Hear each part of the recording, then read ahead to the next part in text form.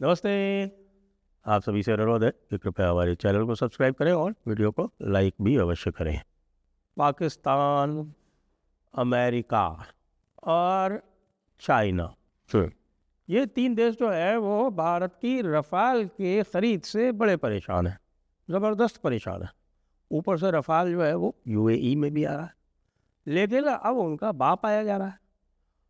उनका बाप आने वाला है, यानी कि SU-57। और SU-57 जैसा कि आपको पता होना चाहिए कि ये स्टेल्थ जेट है। स्टेल्थ जेट का मतलब होता है कि ऐसा जेट जो रेडार को दिखाई ना पड़े। और ये SU-57 बिल्कुल तैयार है आने के लिए, और इसका जो प्रोडक्शन है वो भी भारत में ही होगा। और आप ये देखिए कि एक इस समय पिरामिड बनाया जा रहा है। इस पिरामिड में SU-57 जो है उस पिरामिड के टॉप पर होगा, और उसके बाद फिर रफाल, और रफाल के नीचे फिर हमारे जो भारतीय जहाज़ यानी कि तेजस Mark 1, तेजस Mark 2। और जब AMCA आएगा तो AMCA इस SU-57 के ऊपर चला जाएगा। तो आप कहेंगे भाई इसमें क्या खास बात है? इसमें बहुत खास बात है भाई। देखो, सबसे पहले तो मैं आपको बताऊं कि रफाल की डील के बाद यदि आप देख रहे हैं कि USA के प्रेसिडेंट डोनाल्ड ट्रंप साहब जो है वो मैक्रों पे बिल्कुल पर्सनल हुए जा रहे हैं। मैक्रों का पर्सनल, मैक्रों मतलब फ्रांस के प्रेसिडेंट, उनका जो पर्सनल कम्युनिकेशन है उसको भी पब्लिक किए दे रहे हैं, और उनके लिए उल्टी सीधी बातें कर रहे हैं। तो वो केवल ग्रीनलैंड उसके लिए रिस्पॉन्सिबल नहीं है, उसके लिए रफाल भी रिस्पॉन्सिबल है। और रफाल क्यों रिस्पॉन्सिबल है? रफाल $36 बिलियन, वो देख रहे हैं कि उनका जो $36 बिलियन, बल्कि वो तो और चुंगी लगाते उसमें, और $50 बिलियन में हमको बेचते इनके F-35 जंग। अब F-35 को जंग तो नहीं कहेंगे, लेकिन सिंगल इंजन है, हमको चाहिए नहीं। हम तो F-22 मांगते हैं, वो देंगे नहीं, वो किसी को ही नहीं देते, ये नेटो को भी नहीं देते। अब SU के आने से क्या होगा? SU-57 की बात जैसे ही पहुंचेगी, तो क्या हुआ है कि ये HAL ने ये बताया है। HAL यानी कि Hindustan aeronautics limited, Hindustan aeronautics limited का और रशिया का, ख़ासतौर से जो सुखोई कॉरपोरेशन है, सुखोई कॉरपोरेशन का बड़ा पुराना संबंध है। और इस समय जो SU-30 जो यहाँ आए थे, SU-30, उनको अपग्रेड किया जा रहा है। SU-30 MKI बोलते हैं उनको, और फर्दर अपग्रेड किया जा रहा है सुपर जेट्स में, सुपर फाइटर्स में। तो वो जब SU-30 जो है उनका भी प्रोडक्शन इस समय भारत में HAL का जो नासिक प्लांट है वहाँ पर हो रहा है। और नासिक प्लांट के सर्वे के लिए सुखोई की टीम आई थी। सुखोई टीम ने नासिक प्लांट का पूरा सर्वे किया, और उन्होंने ये कहा कि सुखोई के प्रोडक्शन के लिए जो भी आवश्यकताएं हैं उसका 50% नासिक में पहले से ही अवेलेबल है। केवल 50% और यहाँ पर बनाना पड़ेगा, जिसके लिए हमारे पास उनकी जो भी आपकी टूलिंग और जो भी उनके डाइज, कास्टिंग वगैरह जो भी है वो हम प्रोवाइड करवा देंगे। अब इसके लिए कॉस्ट और कैपेसिटी असेसमेंट किया जाना है, और वो कॉस्ट और कैपेसिटी असेसमेंट HAL ने सुखोई से मांगा है। और समाचार आज ये आया है कि सुखोई ने ये कहा है कि भैया हम आपको जल्दी ही अभी दे देंगे।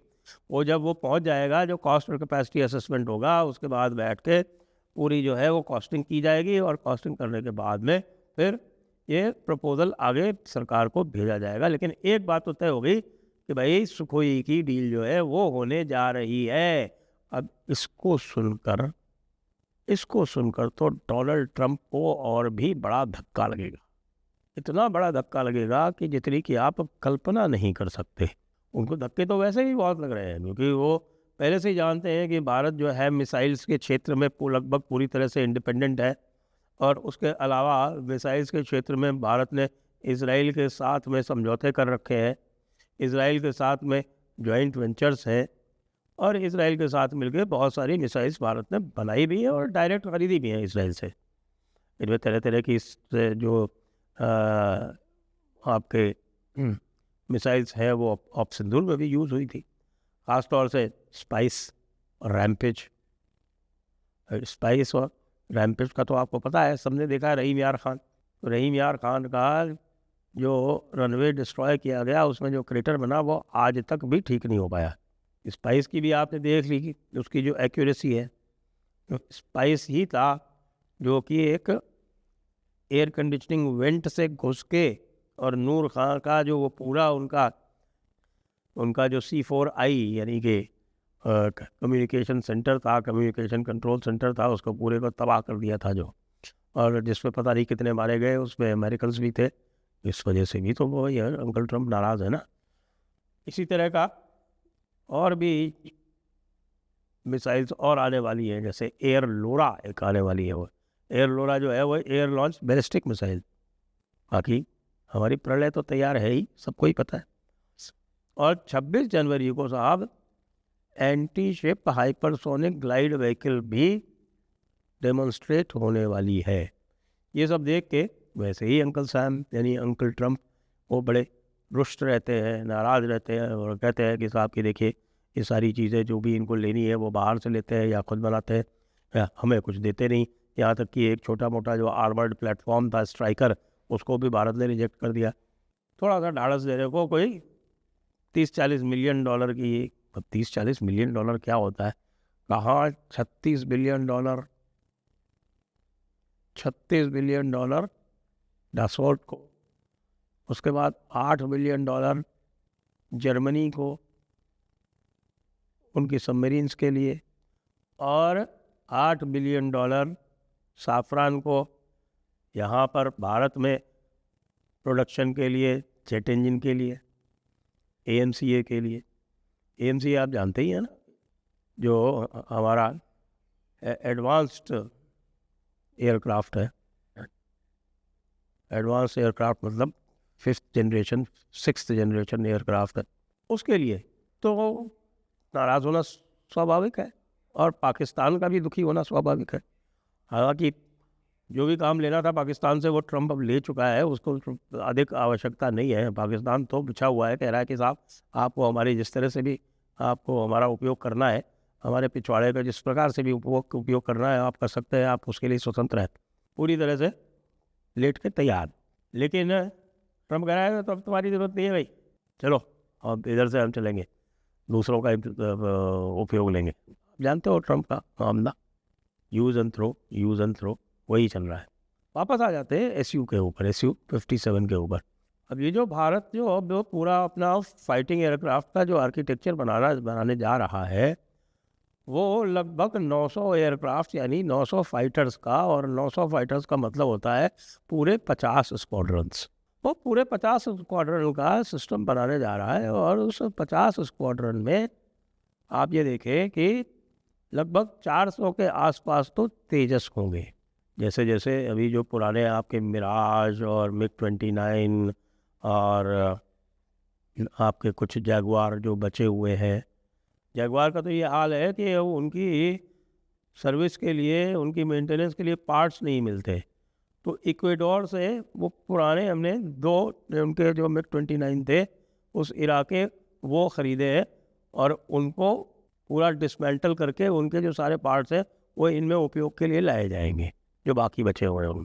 तो ये जैसे जैसे जाएंगे और तेजस आएगा, तो अल्टीमेटली समझिए कि 7-8 साल में ये प्लान है कि 400 के आसपास तो, या 400 से 450 तक हमारे पास स्वयं के बने हुए तेजस रहेंगे। तेजस मार्क 1, तेजस मार्क 1A और तेजस मार्क 2। अभी तेजस मार्क 2 का कोई दूसरा नाम रख दिया जाए तो भी उसकी कोई आश्चर्य नहीं होना चाहिए। उसके अलावा जो पूरा फ्लीट है वो आप देखें कि 150 यानी कि 114 + 36 150 तो रफ़ाल हैं। 150 रफ़ाल के अलावा हमारे पास 250 के आसपास सुखोई हैं। तो ये 400 ये हो गए, और इसके अलावा करीब 2 स्क्वाड्रन, या कुछ कह रहे हैं 4 स्क्वाड्रन या 3 स्क्वाड्रन की बात हो रही है। 60 की बात जो है वो सबसे हमें रिलायबल सोर्सेज ने बताई है कि 60 सुखोई भी होंगे, इनको मिला लो आप, हो गया पूरा। अच्छा, इनकी भी जो है ना, इनकी कैपेसिटी एनहांसमेंट किया जाएगा, क्योंकि ये हमारा जो लोकल जो वो घातक है ना, वो तैयार है। वो घातक क्या है?